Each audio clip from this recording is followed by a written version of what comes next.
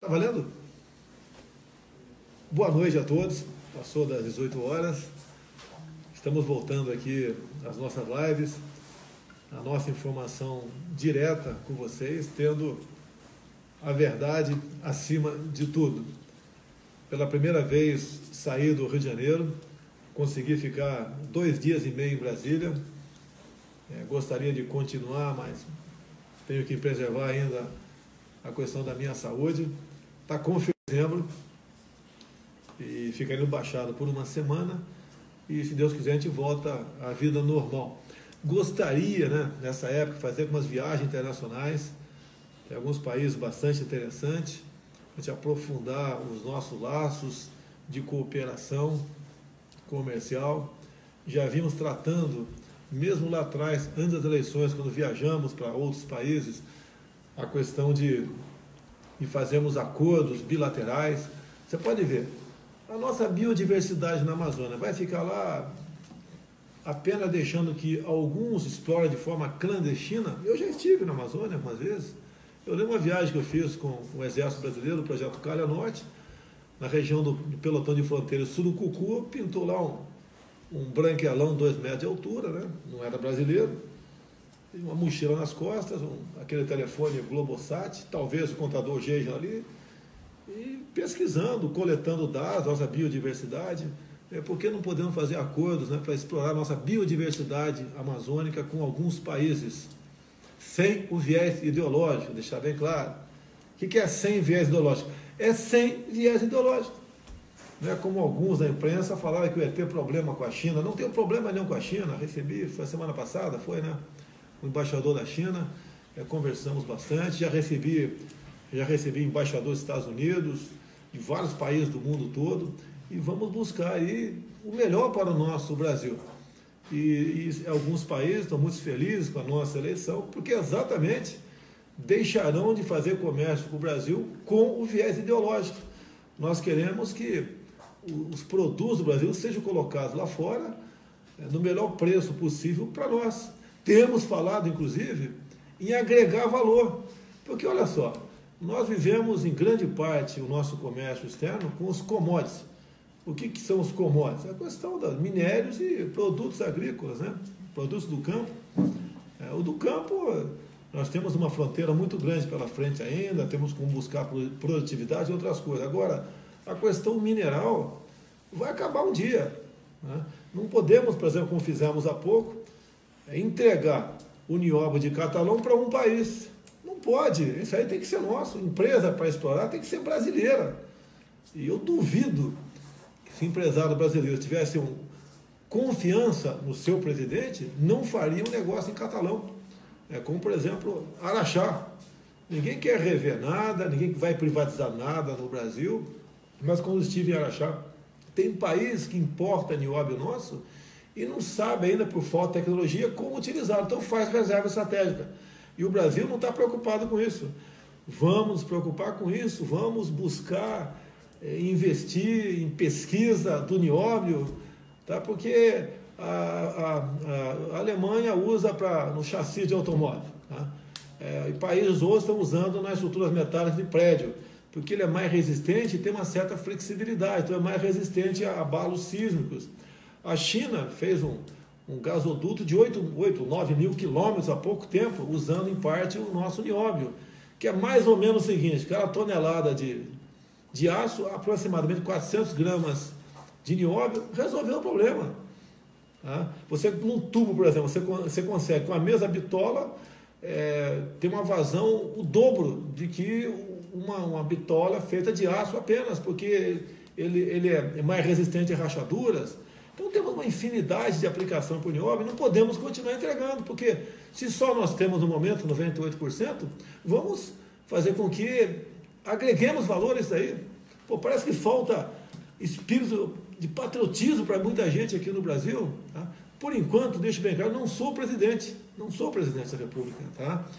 Fui a Brasília, fiz as visitas protocolares, visitei o presidente do Supremo Tribunal Federal, do STJ, o presidente da República, visitei os 3 comandantes militares, o ministro da Defesa, Semana que vem volta, uma semana curta, tem um feriado quinta-feira. Um dia vai ser para visita, outro vai ser lá no Banco do Brasil, onde estão fazendo a transição. E deixe bem claro, não sou o presidente da República. Estão botando na minha conta o reajuste do Judiciário. Estão botando na minha conta o reajuste do Judiciário. Como se tivesse poderes para impedir.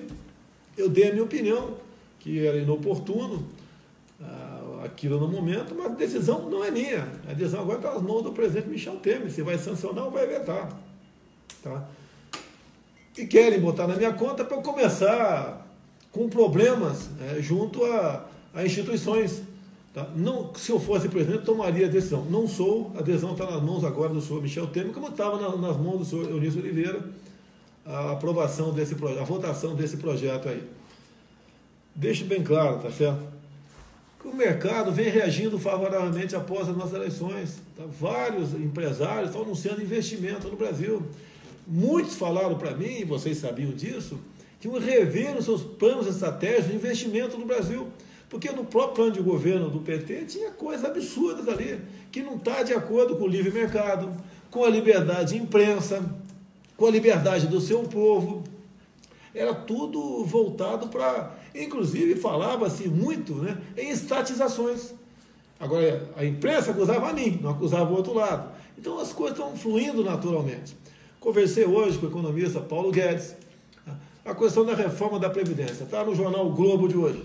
Botando na minha conta a possibilidade de passar de 11% para 22% a contribuição previdenciária. O que eu recebi em Brasília foram projetos, ou de iniciativa do Executivo, ou de iniciativa de parlamentar, para estudar o que a gente pode aproveitar ali para o ano que vem, e pelo que eu estou vendo, pouca coisa pode ser aproveitada, porque nós queremos uma reforma da Previdência, mas não podemos começar com a previdência pública normal que está aí, do trabalhador, da iniciativa privada, aquele que paga, desconta uns 11% do INSS, não é por aí. Tem coisa errada? Tem. Se rever alguma coisa? Tem, tá? Mas a pública é a mais deficitária. E o que eu tenho falado, né? Eu gostaria de até dar mais direitos para todo mundo. Quem não gosta de dar direito para todo mundo? Mas o Brasil, como está chegando no limite, a questão orçamentária, que quase tudo é despesa obrigatória. E a questão previdenciária, a despesa tem subido assustadoramente. Não queremos nos transformar o que foi há pouco tempo, qual país? Fugiu? A Grécia. A Grécia foi há pouco tempo. Chegou um momento que tiveram que aplicar um desconto lá, linear, de 30% todo mundo, para o país não entrar em colapso. Não queremos isso. Agora, todos têm que entender que está complicada a questão da Previdência. É difícil você abrir um negócio no Brasil. É difícil abrir um negócio no Brasil. Estava discutindo hoje, estava com a Carol Heller, entrevista com uma rádio lá dos Estados Unidos, voltada para brasileiros, obviamente, né? E ela falando sobre isso lá. Olha, aqui nos Estados Unidos, se você quiser trabalhar 10 horas, trabalha. Quer trabalhar 15, você trabalha. Quer trabalhar domingo e feriado, 20 horas você trabalha. Você vai receber de acordo com o seu trabalho. Agora, eu pergunto para ele, se alguém quiser fazer uma folguinha, passar sábado, domingo passeando, pode, mas não vai receber nada. Agora, aqui é o Brasil, o país dos direitos, tem direito para tudo, só não tem emprego. Já vão à esquerda falar, ele quer acabar com o direito trabalhista. Então, antes que vocês falem besteiras, pessoal da esquerda aí, alguns órgãos de imprensa também, dizer que os direitos trabalhistas estão lá no artigo 7º da Constituição, tem que estar cheio de direito lá. Só militar não tem direito ali. Tem uns 30 direitos, tá ok? Não tem como tirar, e eu não vou dar murro em ponta de faca, cláusula pétrea, tá? Mas é o país do direito, você tem tanto direito, e você não tem emprego. É muito simples. Aí, o que nós queremos, né? Conversando com a nossa equipe econômica, temos que destravar a economia, esse é o caminho. Mas uma realidade, uma verdade tem que ser colocada para fora, tá certo? E o empresariado tem dito para mim, os empresários têm dito para mim, que ou se não pode continuar, né? Nós temos que decidir todos os direitos, desemprego ou menos direito de emprego. E não sei o que estou falando isso, vão botar na minha conta, mas é uma realidade. A vida de sindicalista no Brasil, como regra, tem os bons sindicatos, sim, mas como regra, é muito boa. Fica lá engordando, acabou agora o desconto obrigatório para o sindicato, que era um dia de trabalho por ano cada trabalhador, isso não é mais obrigatório, complicou um pouco a vida deles, ok? Mas é muito fácil a vida de sindicalista, não, tá? Em grande parte, não são todos, repito, ficam lá apenas criticando. Olha, tá vendo? Você elegeram um cara que quer acabar com o direito trabalhista. Eu quero acabar com o desemprego. Agora, quem quer ser patrão no Brasil? Eu quero perguntar, quem quer ser patrão no Brasil hoje em dia? Ninguém quer.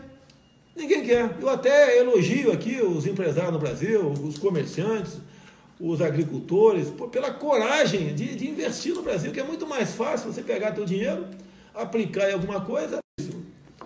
Bem, continuando aqui, o mercado reagindo. A crítica aqui, Estado de Israel, né?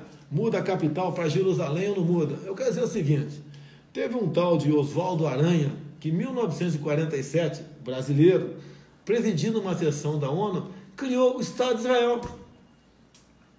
Ok? Então, quem está contra Israel, critica Oswaldo Aranha. Eu não estou contra Israel. Eu estou favorável a Israel. Agora, a bronca, né? Suspender uma ida de empresários para o Egito porque o Bolsonaro falou não sei o quê. Ah, pelo amor de Deus, pô, pelo amor de Deus, vai dar bola para isso, poxa. Quem decide a capital de Israel é o Estado de Israel. O Brasil não mudou a capital do Rio para Brasília? Teve algum problema? Quem decide somos nós, pô. E vamos supor que o Brasil não tivesse negócio com Israel, negócio nenhum com Israel. Fosse a partir de agora, vamos abrir uma embaixada de Israel. Onde é que estaria? Em Tel Aviv ou Jerusalém? Ou seríamos obrigados a botar onde certos países quisessem. Nós aqui no Brasil nos damos bem com todos, com todos. Não temos problemas com ninguém do mundo todo, com o mundo árabe, seja quem for. Nos damos bem com todo mundo, nós não queremos problema. Gostaria que esses problemas, outros que existem na região do Oriente Médio, fossem resolvidos há muito tempo. Queremos a paz. Agora criar um cavalo de batalha, porque a capital vai sair de Tel Aviv, vai para Jerusalém, não vai. Pô, para com essa frescura, pô, para com essa frescura. Tá? Daí vem a imprensa, ele cria criando trapalhadas internacionais. Fui muito bem, estou tendo muito conversa maravilhosa com todos os países, o pessoal tem visitado aqui em casa, tá? Conversas maravilhosas, fortalecimento dos laços de amizade, comerciais, e buscar a maneira de diminuir essa pressão que existe, conflitos no mundo todo. Esse é o nosso sentimento, esse é o nosso pensamento. Previdência, já falei da Previdência ou não? A imprensa quis botar na minha conta aí, 40 anos para se aposentar de forma integral, não tem nada a ver com isso, é proposta que está na Câmara ou está lá no governo, passei de 11 para 22 o desconto previdenciário, isso é um absurdo. É melhor o trabalhador ficar com aquilo que ele é obrigado a dar para o Estado e deixar o líquido para o Estado. Fica melhor fazer isso aí. Nós não podemos falar em salvar o Brasil quebrando o trabalhador. Entendemos o mercado, entendemos tudo isso aí, temos boas pessoas que estão do nosso lado, estão formando o nosso time de ministério, vocês sabem, né? Na economia tem o Paulo Guedes, tem carta branca, está juntando lá Ministério da Economia com planejamento, com indústria e comércio também. O Paulo Guedes tem dito o seguinte, eu quero diminuir os impostos, quero abrir o mercado, mas para abrir o mercado, ele é bem claro, nós temos que diminuir os impostos, então a gente quebra os empresários brasileiros. É uma pessoa que eu confio nele, e pelo que eu vejo, o mercado, os empresários, todos confiam nele. E nós precisamos ter uma equipe para salvar o nosso Brasil. Nós temos aqui o general Heleno, que a princípio iria para a defesa, depois resolveu ir para o gabinete de segurança institucional do meu lado. Pô, você acha, para mim, eu fiquei felicíssimo com a ideia do Heleno, vai estar do meu lado, né, Brasil? Do meu lado, quem não quer um jovem que está com 70 anos de idade, o Heleno do teu lado para te aconselhar, um homem que serviu por quase 50 anos no Exército Brasileiro, esteve no Haiti, comandou a Amazônia. Veja um pouquinho a história dele lá da Raposa Serra do Sol. É um brasileiro de verdade e abriu a oportunidade agora para a defesa entrar outra pessoa, né? Eu só não abro mão que seja um 4 estrelas, um oficial general do último posto, só não abro mão disso. O resto a gente conversa, vai ser da Marinha, da Aeronáutica, do próprio Exército também, para mim não tem problema nenhum, mas tem que ser um 4 estrelas e confiar em qualquer um que porventura chegue lá. Temos aqui o nosso Marcos Fontes, é o coronel da Aeronáutica, fez a Academia da Força Aérea, mas, né, é um piloto de prova, formado pelo ITA, tá? Foi para o espaço, acho que, se eu não me engano, é o único astronauta do hemisfério sul. É motivo de orgulho para nós. Estava na NASA, está se desligando da NASA agora. Então, a pessoa perfeitamente ligada com esse mundo, com as questões de futuro, tecnologia, pesquisa, inovação, a indústria de quarta geração, é a pessoa adequada. E outra coisa importante que eu vejo nele, tem iniciativa, já está conversando, fazendo conversações na questão da base de Alcântara. Como é que a gente pode se furtar de lançar satélite na base de Alcântara para outros países? Como é que pode? Há pouco tempo tinha um deputado do PT, Domingos Dutra, que lançou um projeto que eu apelidei de Bolsa Satélite. Cada satélite lançado, 20% do lucro iria para os quilombolas. Vamos tratar com dignidade os quilombolas? Vamos. Mas dar 20% do lucro para eles, porque estão ali do lado, não tem cabimento isso aí. Não tem cabimento. Nós vamos, o que nós queremos fazer? É treinar os quilombolas, a garotada lá da base de Alcântara, para trabalhar lá na base de lançamento, tá certo? É inseri-lo nesse mercado promissor, dar meios para ele realmente se libertar, não ficar vivendo aí de favores do Estado. É isso que nós vamos fazer, e queremos fazer, e o Marcos Pontes quer fazer isso também. Sérgio Moro é uma pessoa que, olha, Sérgio Moro, eu conversei uma vez com ele, tem acho que 8 meses, 10 meses atrás, conversei não, estava no aeroporto, fui cumprimentando, ele me cumprimentou e passou meio batido. Aí a imprensa, né? Moro ignora Bolsonaro. Eu fiquei quieto. Entendo a situação dele, que ele não pode dar muita conversa para a polícia. Depois vi que eu até estava errado em querer conversar talvez um pouquinho com ele naquele momento. Alguns dias depois ele ligou para mim, conversamos uns 10 minutos. Eu estava se não me engano, estava no Piauí, na prefeitura lá do Mão Santa. Aí conversamos e por 10 minutos aproximadamente, isso tem 8, 9 meses atrás, e foi resolvido o assunto. Durante a campanha toda, nunca conversei com o Sérgio Moro, fui conversar com ele depois do segundo turno das eleições. E ele veio na minha casa, apresentou o que ele queria, caso aceitasse o Ministério da Justiça, e eu não tenho como falar não. Ele quer carta branca para combater a corrupção e o crime organizado. Ele quer meios. Ele quer que a Polícia Federal realmente esteja ali no seu guarda-chuva. Para isso, tínhamos que trazer o Ministério da Justiça, o Ministério da Segurança, para dentro da Justiça. Já estava em nossos planos. E foi, logicamente, isso aí foi comprovado nesse momento, no exato momento. Então, ele vai ter toda a liberdade para combater a corrupção e o crime organizado. E combate como o crime organizado? Seguindo o dinheiro. Vamos ter um braço da COAF dentro do Ministério da Justiça. Carta branca para ele trabalhar. As outras questões, conversei com ele, tá? Vamos supor que nós sejamos um pouco diferentes em algumas outras questões. Vamos supor a redução da maioridade penal. Tá? Eu gostaria que fosse 16. Vamos supor que ele fala que tem que ser 18. Vamos chegar no meu tempo, vamos propor 17. Tá? Vamos conversar. Ninguém quer impor nada, nem eu para ele, nem ele para mim. E assim nós vamos trabalhar. E ele está abrindo mão de 22 anos de magistratura. Quem faria isso pelo seu Brasil, né? O Onix, da Casa Civil, está fazendo um excelente trabalho de aproximação do parlamento. E a senhora Tereza Cristina, no Ministério da Agricultura. Eu vinha falando durante a campanha que quem vai indicar o ministro, né, ou ministra da Agricultura seria o setor produtivo. E assim aconteceu. Uma reunião com 50 parlamentares de vários partidos. O nome dela foi colocado na mesa como a pessoa que interessa para esse setor produtivo do Brasil. Eu fechei a questão no exato momento. Lamento que outro colega aí andou se excedendo, achando que devia ser ele, porque ele representava melhor, porque estava mais tempo comigo. Está mais tempo comigo, tem que botar minha mãe como ministra lá então. Minha mãe está comigo há 63 anos. Me apoia em tudo até hoje. Tudo. Minha mãe apoia em tudo até hoje. Então, minha mãe tinha que ser a ministra da Agricultura. Tá? Agora, agradeço a outra pessoa, me ajudou muito com informações, com viagens pelo Brasil, participando de movimentos políticos pelo Brasil.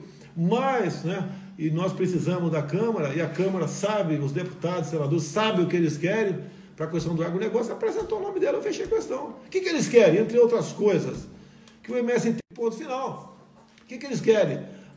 A segurança jurídica. Não pode ele acordar hoje e está sendo demarcado como terra indígena. Ao arrepio da legislação, a área ICMBio, parte deles, Eles simplesmente vêm praticando a verdadeira indústria da multa. Então, está acertado. E não houve recuo na questão da fusão.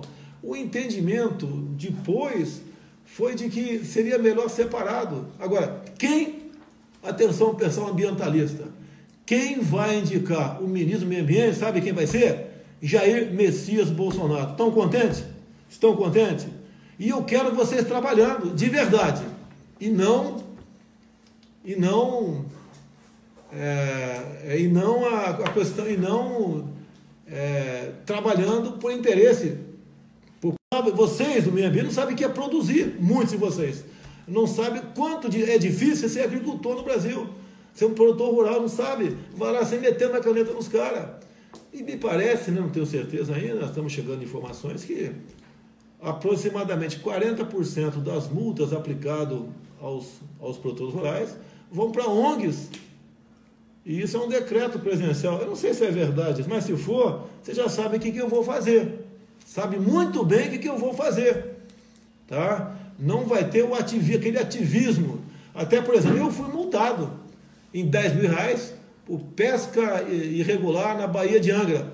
Data, se não me engano, foi 12 de março de 2012. Mas que eu lembro perfeitamente, foi numa terça-feira, 12h20. Só que às 15h30 apareceu a primeira digital minha no painel de presença na Câmara. Então, eu não estava lá. Vim aqui no IBAMA do Rio, na superintendência, não teve jeito. Me mandaram para o Supremo Tribunal Federal, eu respondi por crime ambiental, ralei igual um cão. Se eu fui massacrado como deputado federal por um crime ambiental que eu não cometi, porque estão nos autos, a data e o horário, nem se eu tivesse pego um foguete em Angra indo para Brasília, não dava tempo de eu botar o dedo no painel, naquele espaço. Imagina o produtor rural, que é obrigado, muitas vezes, a se submeter aos caprichos de alguns fiscais do IBAMA e ICMBio. Outra coisa, turismo. Não existe turismo no Brasil. Olha, vamos falar de Baía de Angra. Se a Baía de Angra estivesse nas mãos de uns espanhóis, por exemplo, que gostam de fazer turismo, estaria faturando bilhões de reais por ano, mas não pode por quê? Tudo lá, estação ecológica de Tamoios. E está abandonado.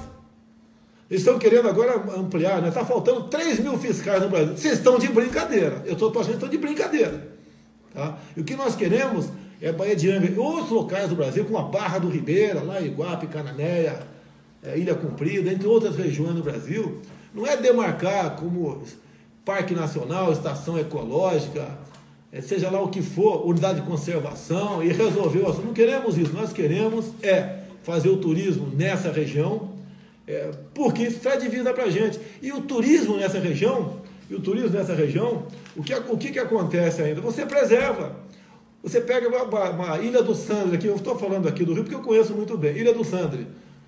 Tá ok? Lá está tudo abandonado. Se você quiser, se alguém quiser passar hoje por lá e fazer uma barbaridade, faz. Pesca com bomba, derruba árvore, porque não tem como fiscalizar. Agora, se tivesse um hotel lá, explorando o turismo, de forma legal, o que estaria acontecendo com toda certeza? Estamos empregando gente aqui da Costa Verde, né? Mangaratiba, Paraty, Angra dos Reis, levando divisa para os municípios, levando turista para lá.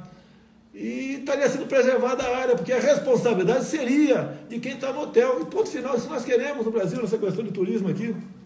Okay? Então o turismo preservaria o meio ambiente, não essa forma chita que o IBAMA vem fazendo até hoje.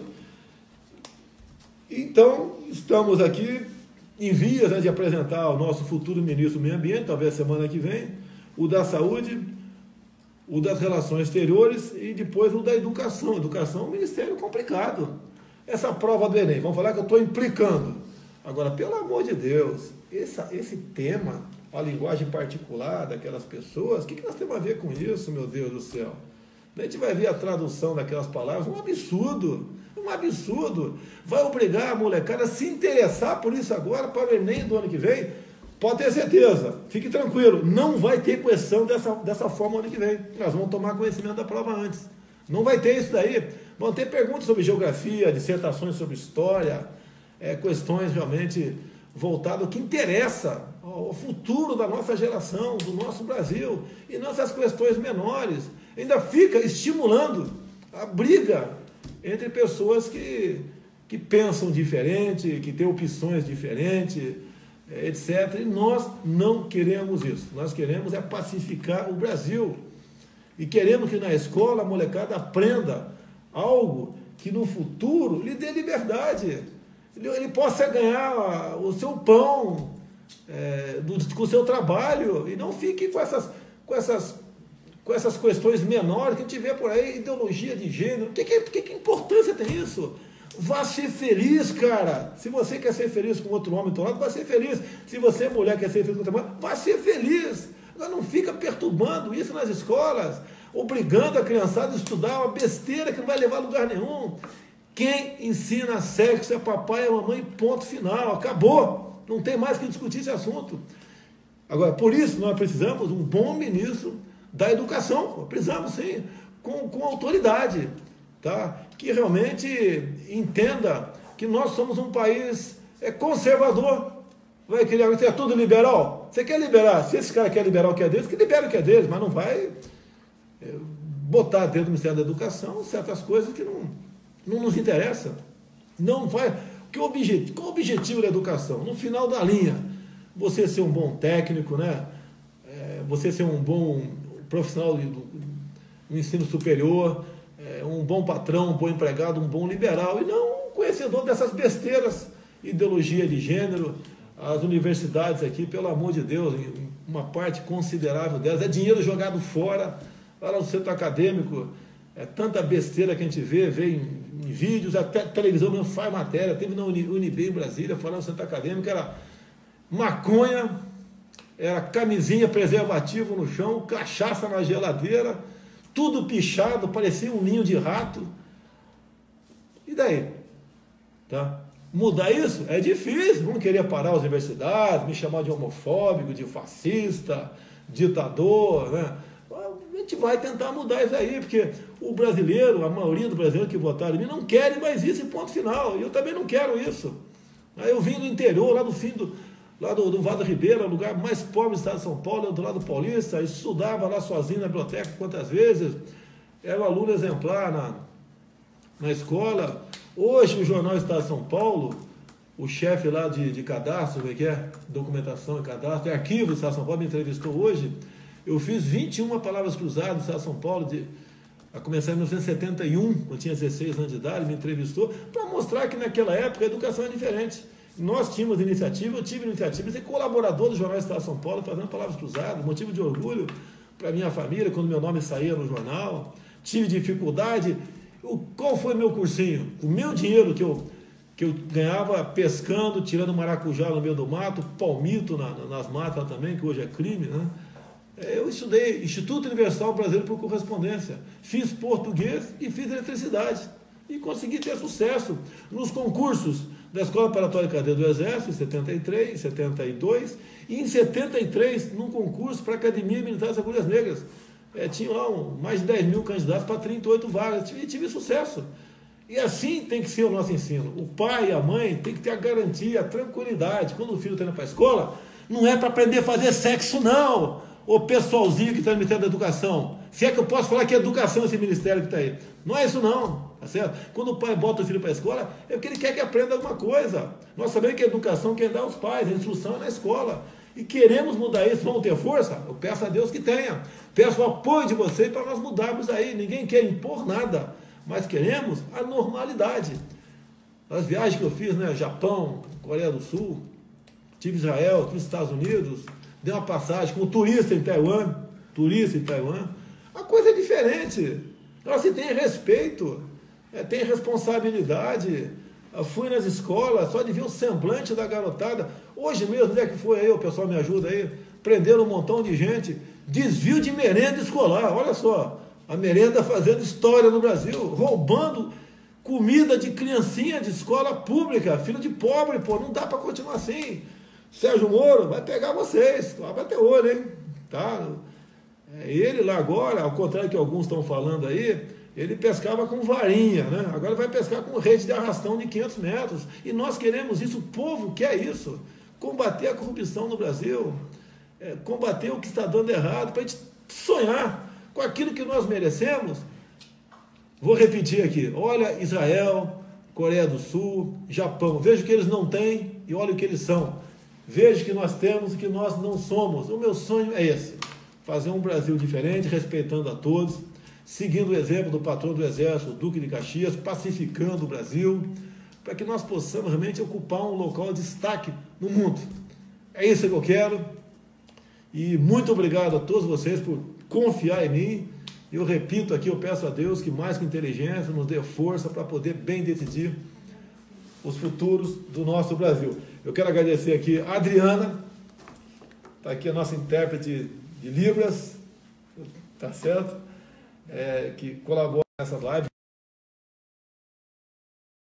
Para vocês as notícias verdadeiras, o que vem acontecendo no Brasil. Pessoal, eu muito obrigado a todos vocês e vamos para a posse, hein? O Brasil é nosso. Valeu!